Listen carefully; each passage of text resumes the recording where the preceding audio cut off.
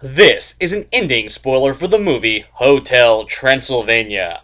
Dracula is the owner and creator of Hotel Transylvania, a five-star resort where the world's monsters can be safe from human civilization.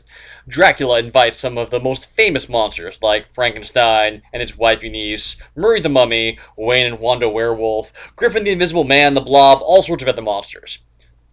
However, Mavis, his daughter, prefers to explore the outside world with their father's permission, but the village he directs her to is actually an elaborate deception to convince her of the threat of humans enough to coax her back, so he sends her to a kind of a fake place to try to make her scared of humans.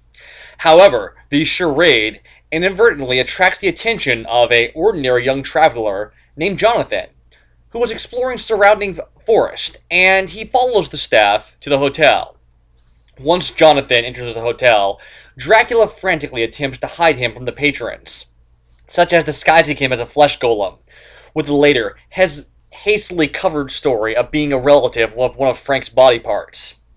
Eventually, Jonathon is discovered by Mavis and company, forcing Dracula to claim that he is going to arrange Mavis's birthday party, with a young perspective. In doing so, Jonathon manages to liven up the activities at the hotel, charming everyone, especially Mavis. Eventually, even Dracula begins to like the human, talking to him about confidential matters in the family, about his traumatic past after the vampire notices the young man knows something about them in a respectful manner. Unfortunately, Chef Quasimodo realizes Jonathon is a human and captures him to cook him, forcing Dracula to directly intervene by magically paralyzing the chef. Eventually, the birthday party happens, and it's a raucous success, until Dracula overreacts to Mavis and Jonathon's innocent kiss.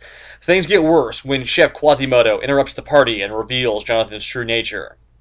Even as the clientele are revolted, Dracula, in his ranting, lets it slip that he deceived Mavis at the fake village, and Mavis is outraged at being so manipulated.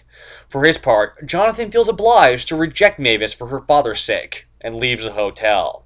Afterwards, Dracula realizes that in his efforts to protect Mavis, he's broken her heart, and now she tearfully wants to stay at the hotel forever.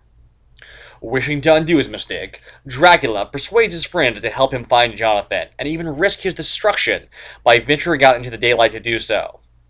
Learning Jonathon is about to board a flight out of Transylvania airport shortly, they race on and enter a town en route.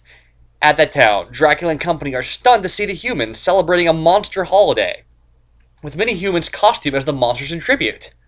To clear a path, Frankenstein tries to scare them, but the humans are cheerfully welcoming them instead, and even provide a shaded route through the town for Dracula to proceed at maximum speed. However, Dracula finds that he's too late with Jonathon's plane taking off. With no alternative, Dracula desperately flies after it in broad daylight, even as he's being burned.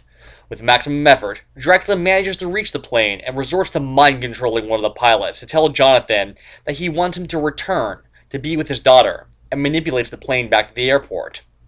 Later, Dracula returns Jonathon to Mavis, and gives his blessing to their relationship, and the hotel has another party to celebrate his daughter's liberating coming of age, before setting off on their travels. That's the ending. Thanks for watching this video.